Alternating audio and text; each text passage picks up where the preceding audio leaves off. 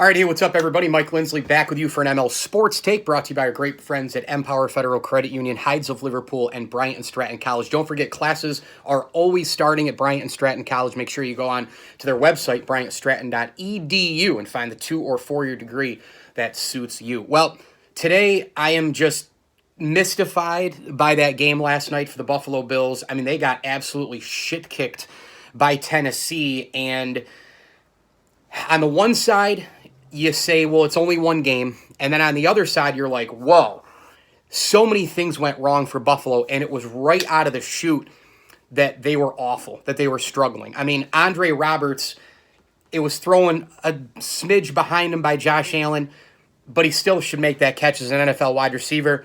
Malcolm Butler picks it off, and then immediately Tennessee scores.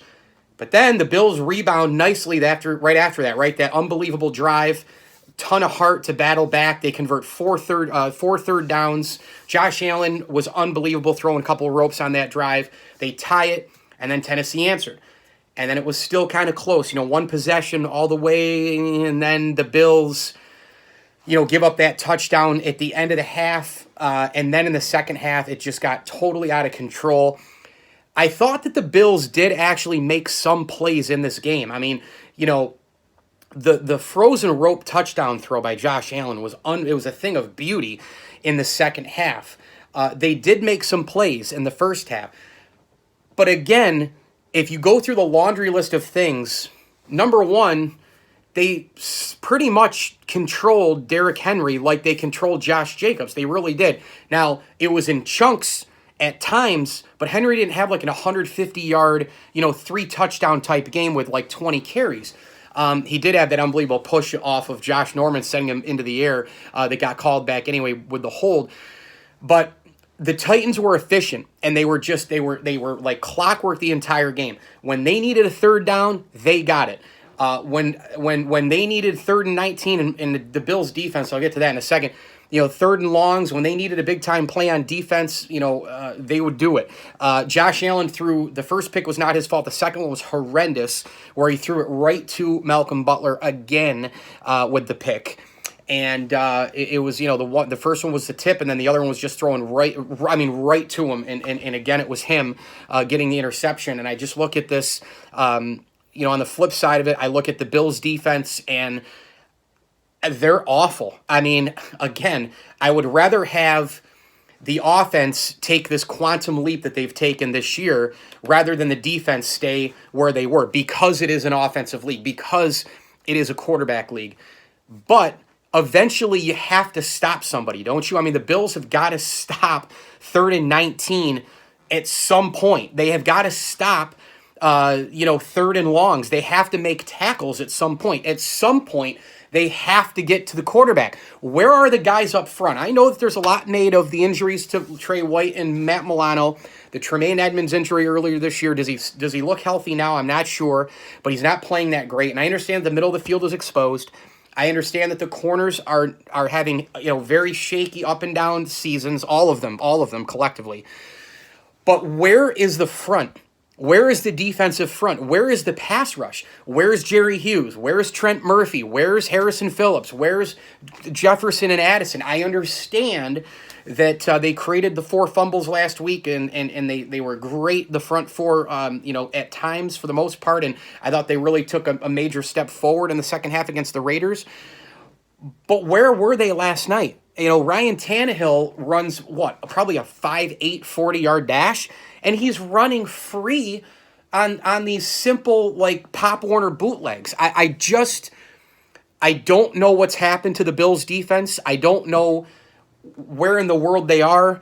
The discipline of the Bills last night was horrendous.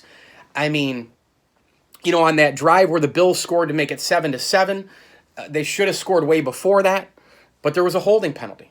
I also thought that the Bills were really, really bad. That was the illegal shift. That was a horrible call, the illegal shift. But the Bills did have a lot of holding penalties. Second half, when they had scored a touchdown, started to get back into it, boom. They kept getting penalties over and over and over again. The defense, with some bad mental, just brain freezes. I did think the Josh Norman DPI was garbage. in the game, his first DPI. I thought that was a terrible call. And the illegal shift, whatever the hell they called it, was a horrible call in the first half. But other than that, the Bills were really, really, really just brain cramped. And I thought from a preparation standpoint, the Bills were not prepared. I thought that Mike Vrabel, prepared his team a lot better than Sean McDermott. I thought the Titans were extremely prepared.